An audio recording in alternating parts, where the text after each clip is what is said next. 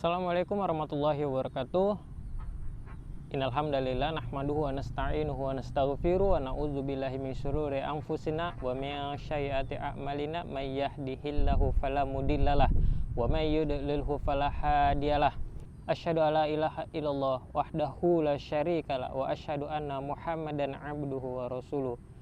Ya ayyuhalladzina amanu taqullaha wa la tanzur nafsum ma qaddamat lighad wattaqullah innallaha khabirum bima ta'malun. Alhamdulillahirabbil alamin. Teman-teman, kita dapat bertemu kembali dalam serial pembacaan dari kitab Syarah Riyadhus Shalihin yang kali ini memasuki bab baru, yaitu bab 14. Sebelum kita lanjut, bagi teman-teman yang belum subscribe, silahkan subscribe.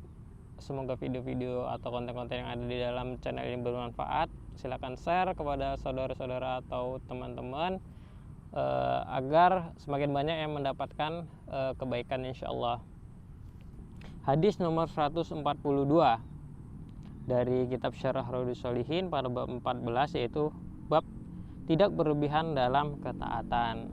Nah, sedikit mukadimah. Dianjurkan bersahaja, tidak kurang atau tidak berlebihan dalam beribadah supaya jiwa selalu prima dan tidak timbul kebosanan.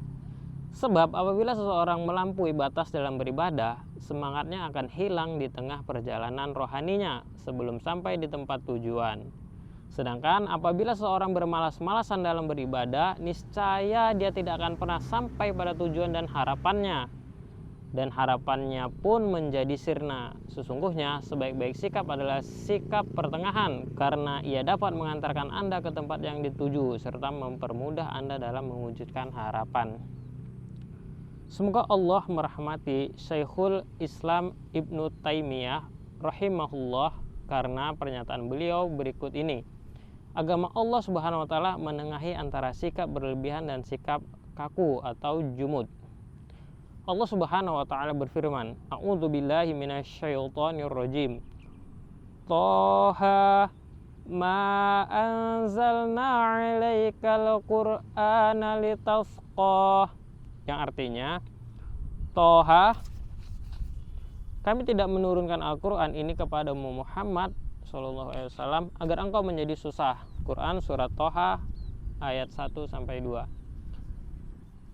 Allah Subhanahu wa taala menurunkan Al-Qur'an Al-Karim kepada Rasulullah SAW sebagai upaya menghilangkan kesusahan yang dialami umat manusia serta untuk melepaskan belenggu dari rantai yang mengikat umat-umat yang terdahulu. Karena itulah Al-Qur'an berfungsi sebagai penyembuh bagi hati atau jiwa dan cahaya bagi mata hati. Maka dari itu, siapa saja yang mengikuti petunjuknya, niscaya ia akan selamat di dunia dan di akhirat. Sebaliknya, siapa saja yang berpaling dari kitabnya ini, niscaya termasuk orang-orang yang binasa. Semoga kita menjadi orang-orang yang mendapatkan cahaya dari Al-Quran. Allah Subhanahu wa ta'ala berfirman, Yuridullahu bikumul yusra wa la yuridu bikumul usra. Yang artinya, Allah menghendaki kemudahan bagimu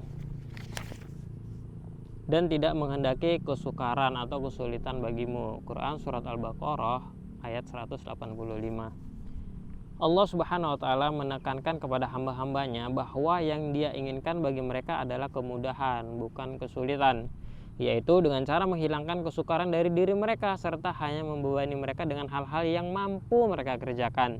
Di samping itu, mereka hanya akan dihisab sesuai apa yang pernah diperbuat. Karena itu, Allah Azza wa Jalla mengutus Rasulullah SAW dengan membawa agama yang terbaik, Al-Hanifiyah, As-Samhah, atau agama Nabi Ibrahim yang mudah. Nah, sekarang masuk ke dalam hadisnya nih teman-teman. Hadis nomor 142 yang artinya dari Aisyah radhiyallahu anha bahwa suatu ketika Nabi SAW masuk menemui Aisyah yang pada saat itu sedang bersama seorang wanita. Lalu beliau bertanya, siapakah wanita ini? Aisyah menjawab, ini adalah fulanah. Aisyah pun menceritakan perihal sholatnya. Maka beliau berkomentar, tahanlah, hendaklah kalian beribadah sesuai dengan kemampuan diri kalian. Demi Allah, Allah tidak akan jemu hingga kalian sendiri yang akan jemu. Dan pengamalan agama atau syariat yang paling beliau sukai adalah yang dikerjakan secara terus-menerus. Muttafaq alaih.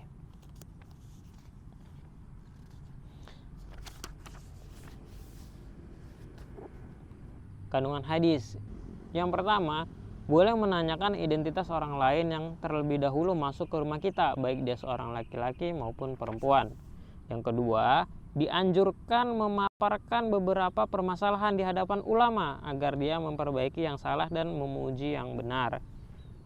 Yang ketiga, disunahkan memberi kecaman pada saat melihat kemungkaran. Dan yang keempat, mengubah kemungkaran dapat dilakukan pada saat mengetahuinya, tetapi disertai oleh kemampuan untuk mengubah kemungkaran itu. Dan yang kelima, tidak boleh menunda penjelasan yang memang sangat dibutuhkan.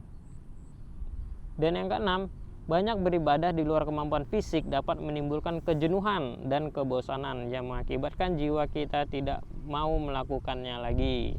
Dan yang ketujuh, bersahaja dan tidak berlebihan dalam beribadah kepada Allah ialah faktor pendukung bagi kelanggengannya, selain menetapkan jiwa dalam ketaatan. Dan yang kedelapan, amalan yang paling disukai serta paling berpahala adalah amalan yang dikerjakan terus-menerus meskipun jumlahnya tidak banyak. Dan yang terakhir, pemenuhan hak jiwa, yakni dengan melakukan hal-hal yang mubah berpahala selama dimaksudkan untuk meneguhkan amal soleh dan memelihara ketekunan dalam beribadah kepada Allah Azza wa Jalla. Demikian isi kandungan hadis dari hadis nomor 142 pada bab 14, yaitu tidak berlebihan dalam ketaatan. Semoga menjadi ilmu yang bermanfaat bagi kita semua.